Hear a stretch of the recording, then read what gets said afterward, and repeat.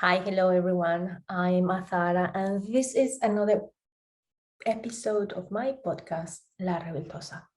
In today's episode, I will talk a bit of how was filming the play Grief that we performed 2 weeks ago at UEL, and what is my take out of filming and the differences in between doing Grief as a play or doing Grief as a film.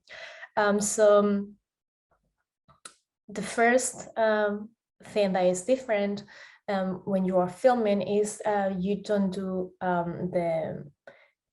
you don't do the story assist in the script, like scenes after scene in that order. You do it in the order that suits better the location in our case. So for instance, in from the scenes that we were doing, we had 3 scenes that they were inside of a house, and 2 scenes in the marketing suite, and 1 scene outside and the garden. There were some scenes we didn't do that we were using. Some of us were on a book reading, doing those scenes where we were doing the performance, because unfortunately one of the actors could not make it. And so our director, Ed, decided to eliminate those scenes from the filming of Grief.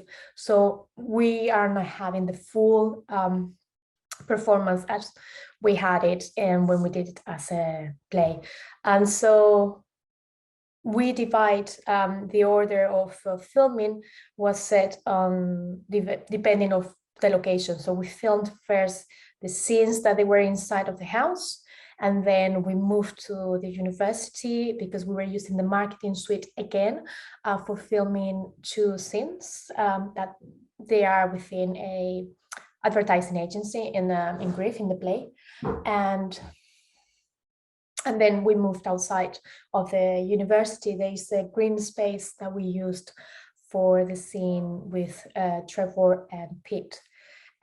So that's the first difference. It's like it's not in order as the play is written, but as what is suits better for the location. Second difference is obviously you have more people involved. So you have a crew that they are taking part in the filming process. So you have a DOP, which is the cameraman or camera woman. In our case, you have sounds, so it's like the boom, making sure, like, it's so important in a film that you have the microphone up, so it's like you're picking up the voice at the same time of the characters. So then when you are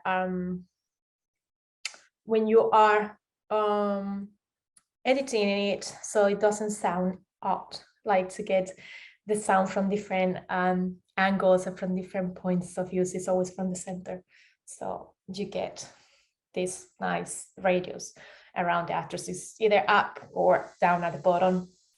And then clap, so you need to use a clap, so it indicates the scene you are, the take that it is, and if it's good or if it's bad, or it's like you have to cut it.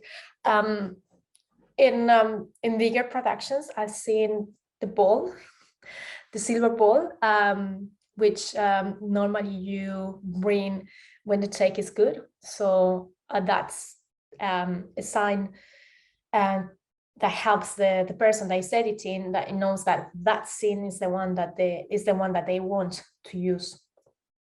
Sometimes even if it's a silver ball, you do it again. Like I've seen it in some films, that even if it was a silver ball, they did it again, just because perhaps they wanted to try something different. So despite they have the scene that they wanted, just to see if something else was coming up.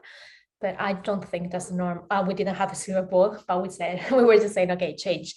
And then another thing that is different in between filming and theater. Obviously, in theater you have one goal, so you start your scene and you finish your scene. You don't interrupt you don't have any interruptions during your scene, or any second chances, like you have one go. While in filming, what you film, you perhaps divide the scene in different parts, because while in theater you have one point of view, which is the one from the audience, in film you're gonna have different points of view. So it's common that perhaps you have one point of view where you can see the space where the characters are, and then how are they related in the space, are they close or not, and then you have a little like a middle close-up when you're a bit closer to the characters, kind of, so you feel a bit more inside of what is happening, like you feel part of the scene observing. And then there is the point of view of the characters, so like the camera works as if it was the eyes of one of the characters, or so what a character sees. So you don't have all of that in theater. You have just the point of view of the audience. And so for recreating all those points of view, what you're filming, so you need to cut, place the camera somewhere else, and do the take. So that's why if you divide the scene in different parts, most of the times the same part you have to play it twice or three times, because it can be that in one take is like both of the characters are in frame, and then in another take is the point of view of one character, so the camera is behind that actor, and it's working as that actor's eyes, and then it's the reverse. The camera goes to the other side and it pretends to be the eyes of the other actor. So you do more takes in film, but they are shorter. And then as well in film, you have the option of like getting it wrong, and so they do cuts and they do it again. While in theater, it's like you go, if you forget your lines, you forget your lines. You're just hoping for the best that that's not gonna happen, or like your scene partner is gonna rescue you. While in film, you can forget your lines, can't go it again. It is not ideal, so it's like you're supposed to be prepared when you doing film, but it can happen, it's like you can suddenly go in blank, or like something is distracting you unexpectedly and you go blank. So it happens. It's not the end of the world. If it happens, then you do it again, but you should be as prepared as you were with theater, if you were doing a theater play, as if you go to film. Differences as well of being prepared in regards that it's like if you're doing theater, like if you're doing a play, you're gonna be rehearsing for several weeks before the performance, before the show. While if you're doing a film, it can happen that the first time you are filming, you are seeing the partner of your scene. So it's not that you rehearse with your partner before, so you know what's going to happen. And then sometimes you are preparing the scene in a way, and then the director wants it in a completely different way, or your partner delivers their lines in a way that doesn't suit the way you were preparing your lines. So an advice I've been given by different teachers specifically for that point is deliver your lines in different ways as an exercise, and even in ways that most probably you're not going to use it in the scene, but that helps the actor to be open to change the way the actor delivers the lines. And so if the director asks you, yeah, but can you do it this way, like something completely different, that you were just like, yes, I can, because I've tried like so many different ways, so yeah, I can do it. And it's not that I'm stuck with one way of doing it. And if you say to me to do it in a completely different way, you pull me off of where I am. I'm panic. I was like, I don't know how to do that, and I have to do it now because I have a camera. So that's something as well different from theater to film.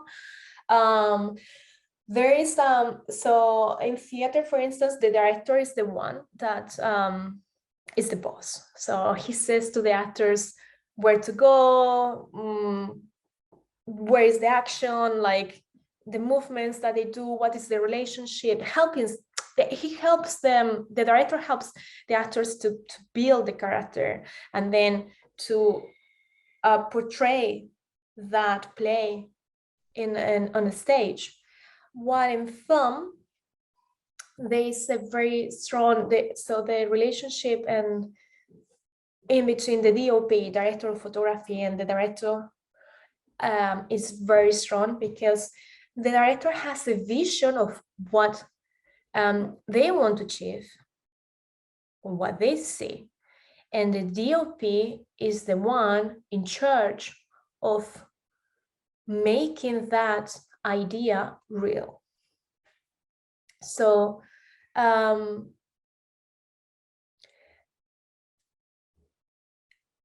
another difference, so it's like, it's just related, so that's why I'm gonna put it, I'm just gonna jump a second. It's just in theater you have one point of view, which is the one of the audience and is the reality, and you really cannot change that. Yes, you can play with creating scenarios and lights and playing with the lighting, but it's more limited than doing a film. You can, in the film with the lights, you can use different type of filters that they're gonna make they're just gonna make perhaps like more dramatic the sky, let's say. I think if you use an orange filter, so that's gonna bring the darkness of the shadows on wherever it's like any shadow that you're gonna get. So it's just gonna create it like more dramatic, these photographs are like, oh, pain, no?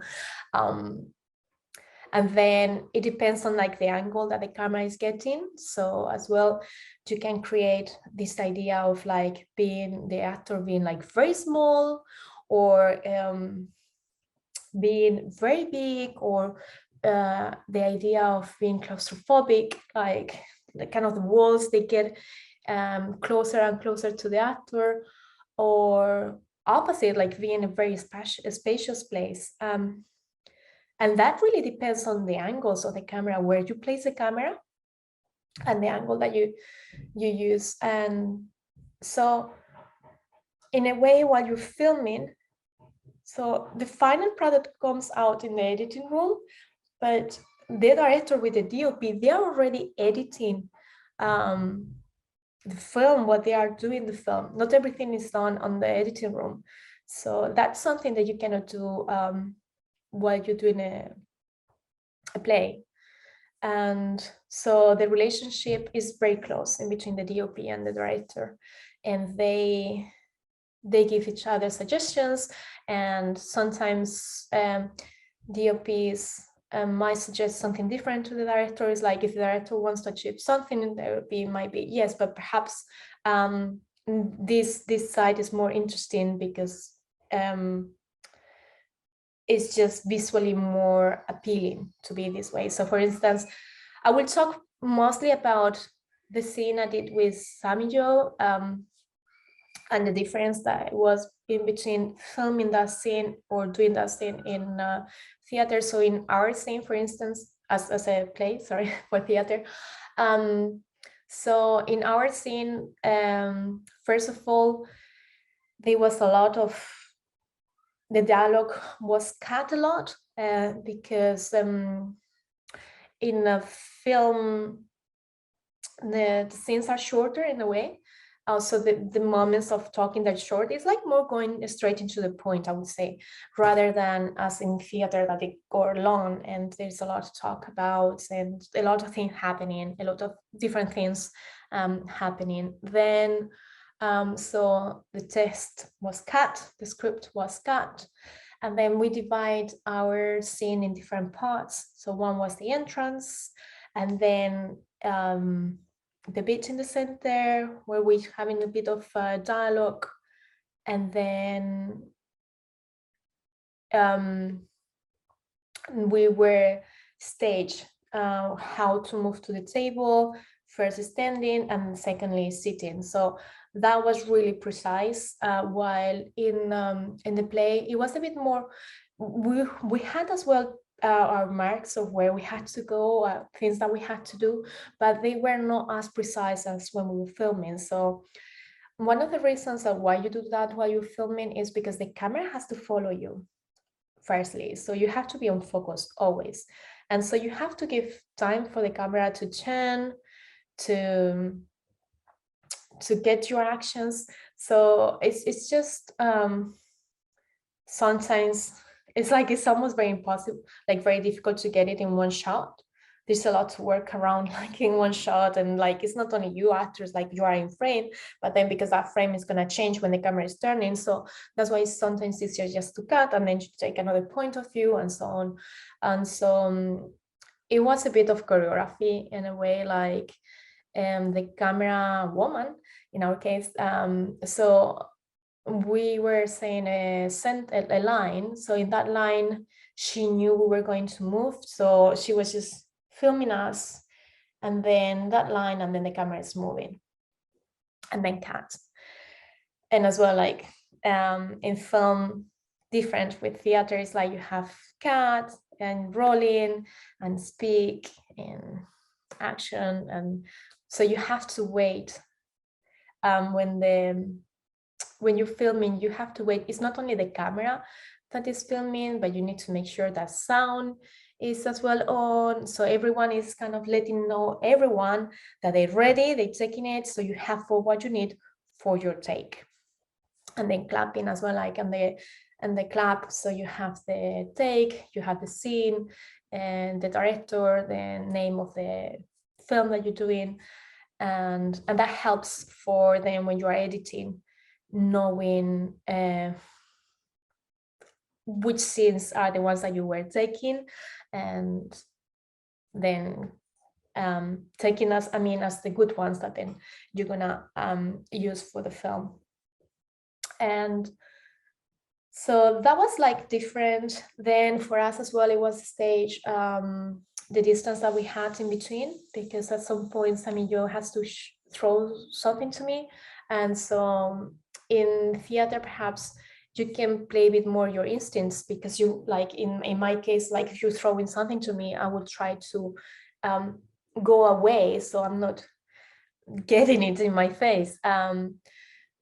So in theater, kind of you can be more playing around with what you really feel at the moment, while in film, yes, you have to be present, but you have to be aware of the camera at the same time. So for us was this issue of like both being in frame, and if I was moving too fast and then the distance in between us was increased, then the camera could not have both of us in frame, so it was just not looking good, and it could not move.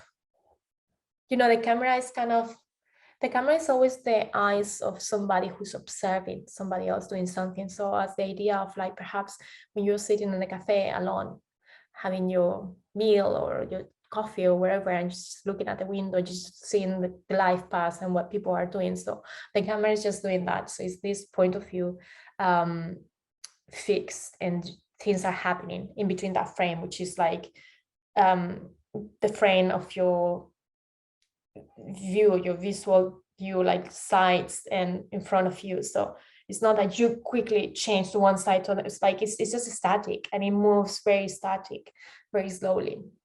And so that's why it's important to keep the action within that frame, which is like what you see. And so we had to stage that.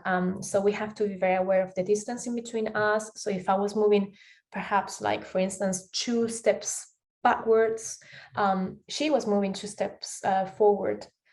And so we were still keeping this distance. So I found that challenging on the way of being present, but at being honest, but being aware of the camera at the same time. So while in theater, it can be like really present because there's nothing in a way that you have to be aware of. If like if you are delivering your lines properly, you have rehearsed so many times with your scene partners, and you know what's following, what's happening. And if you don't have any issues with your voice, so you know your projection is perfect and your you don't have issues with the voice, as I'm thinking of something extra that you should think about when you're doing a play, because the audience is there at the back and they have to be able to listen to you. But if all that's covered, so you just can be fully on with your scene partner and running the scene. While in film, you have to be aware as well of what's happening with the camera. And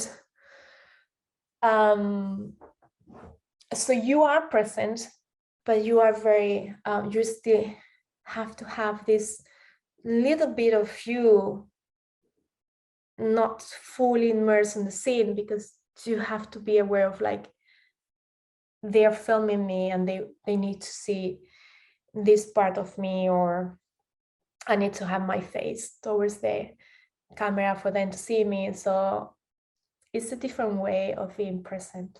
And then mentioning that of being aware of the camera. So when we were stage, we were given the marks of how we had to stand. So at this moment, we were standing opposite each other, but we were not facing each other. So we have to turn our bodies to look towards the camera. And then we were talking about the screen that was just behind us. So the natural thing when you're talking about something that is behind you is turning and looking at that thing that's behind you. And then you are looking at that and you're talking and you say, oh, this is, that's that, and so on. While you can do that in a stage, you cannot do it on the screen. Why? Because if you're looking back, they don't see your face. And in the screen, they have to see your face most of the time. I mean, that's where your emotions are, in your face, in your eyes. So when you are filming, you will find sometimes that you are in a position that is not natural, but it's the best one for the camera.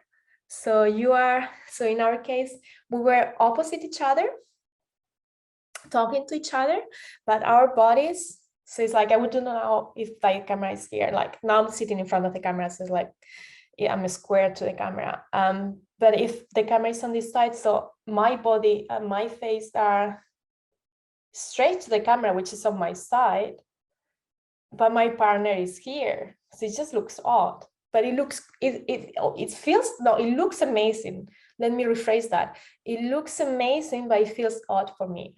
And in our case, that we had to talk about something that was there at the back. So we were told to point wherever we were talking about, which was like we were talking about the posters of the suicide campaign, and they were shown on the screens behind us. So we were pointing at that, but we were not looking at them. We were looking towards the cameras. It's like, oh, I'm talking about this, which is so strange. Like you're like, oh, and that thing, what do you mean about that? But it just looks good. So in camera, in films, it's always like what it looks better on camera if it's not natural. So you have to be aware of that and doing things that they feel a bit odd, but they look good. So that's one of the major differences as well with the stage. And then in our scenes, for instance, we had to sit down, and because we have done it before. So for instance, the issue of sitting and standing up from a chair, so you have to go slowly. So you're giving the time to the camera to go with you down. But as well, it doesn't have to be super slowly that it looks very fake. So it's like you have to find this balance in between what it looks good, but it doesn't look fake.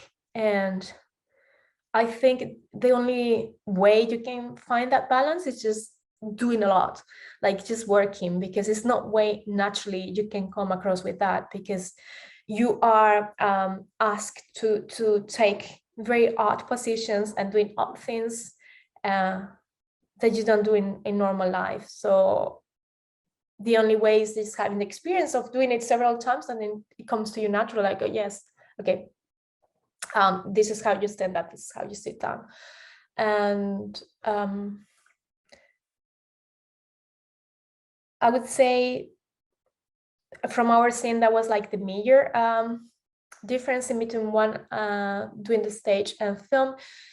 Something else, like Ed, our director, told me while we were doing it, and then I was like, oh yes, I forgot. I'm a person who naturally moves. I gesticulate a lot, so I make a lot of movements with my eyebrows and with my eyes and my mouth, and I am aware I do that. I'm aware that I'm doing that, and I'm aware I should do it less, but while that's okay while you do in a film, oh sorry, that's okay while you do in a stage, you can go big and doing a lot of things. On film is the opposite, so less is more. So even a little blink with your eyes already like big emotion, or like looking to the side is big thing. And so I have the feeling that Ed reminded me about it because I was moving my face a lot. And so there's a part of our scene where I mostly react of what Samuel is saying to me. And again, so I was so aware of like not going big, and I knew the punchline. So like when she was saying something, it's like obviously I had to react to that because they were like the lines I was like, oh wow, taking you out. So and again, I was like in this place where I was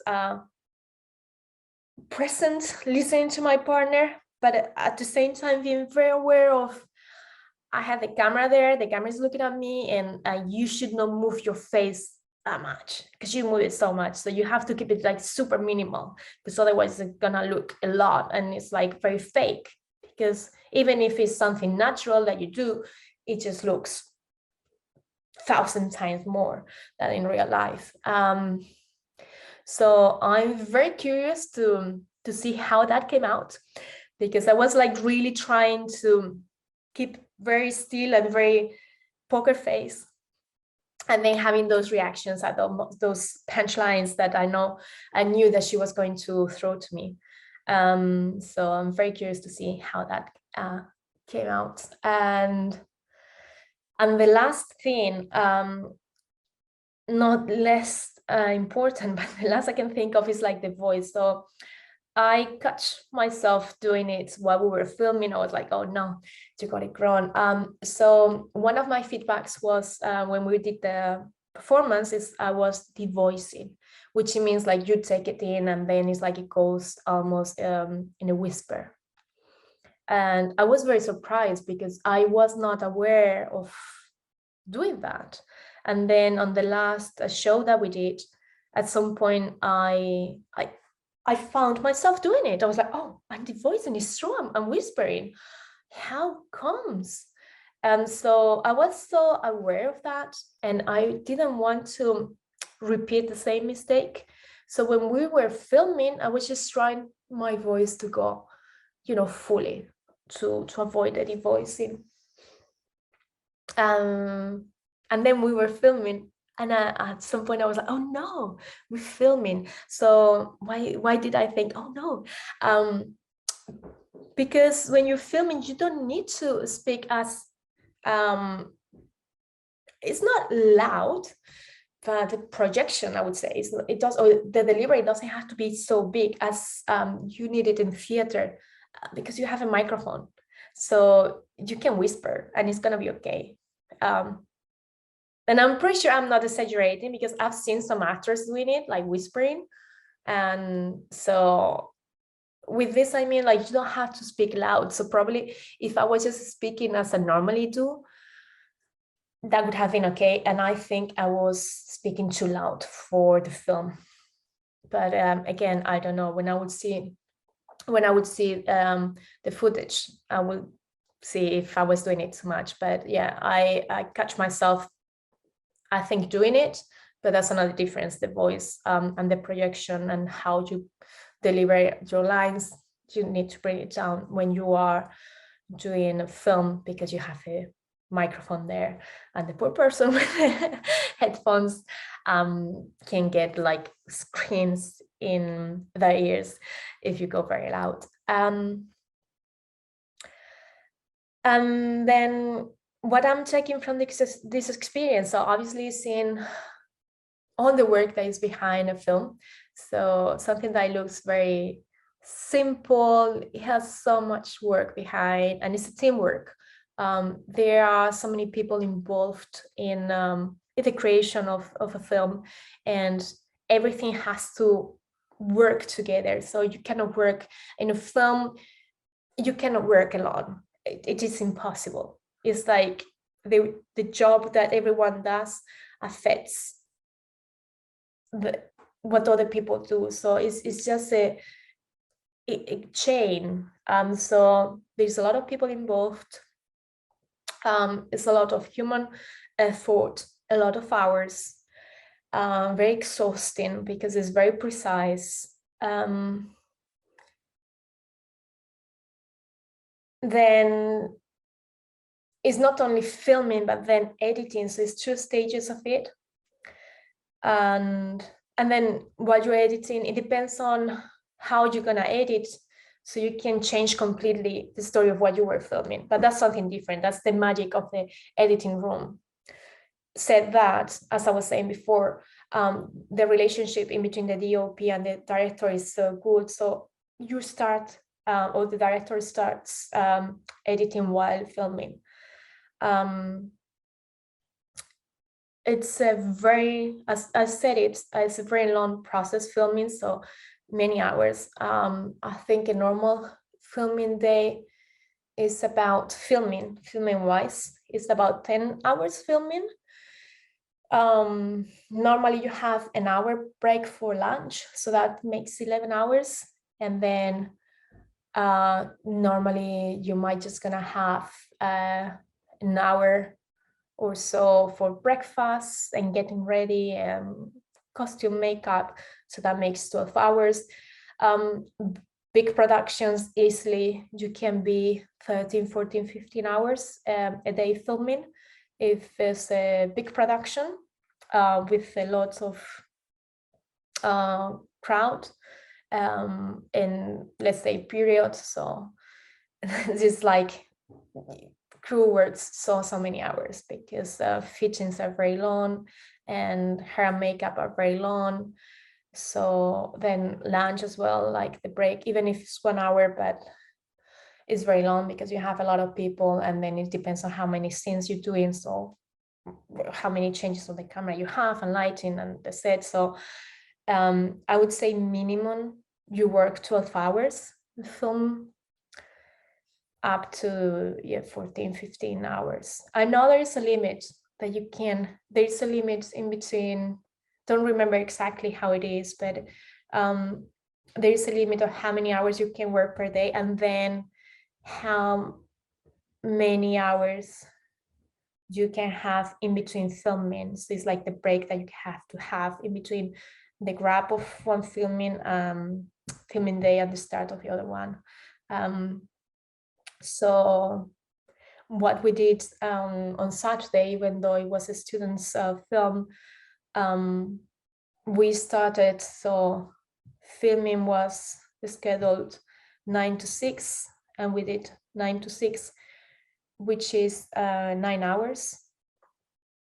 We have a break for lunch. It was not 1 hour, but it still like was really full on for the crew and for the actors. So we had a very close, I would say, example of what you do in a set, on a set, yeah. And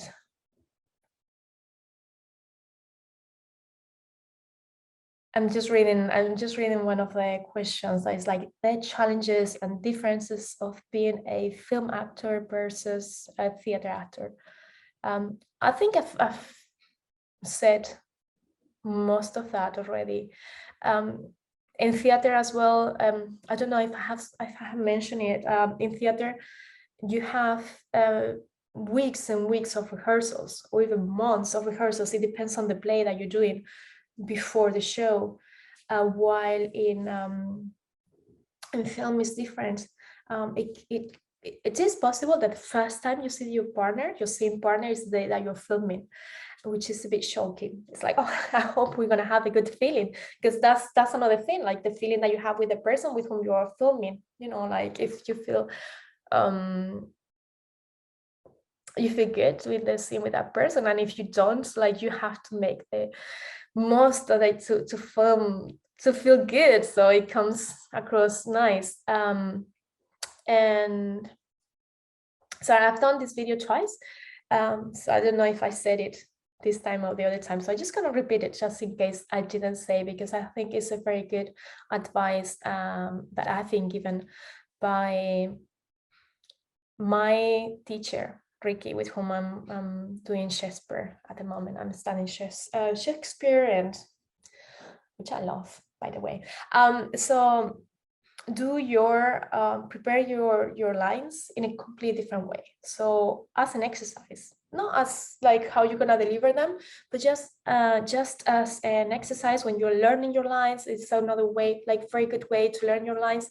Just throw the lines there in like really completely like crazy different ways, like crying, jumping, happy, sad. So even in ways that you know for sure you're not gonna be asked to do in the play or in the film, because it's so out of the script.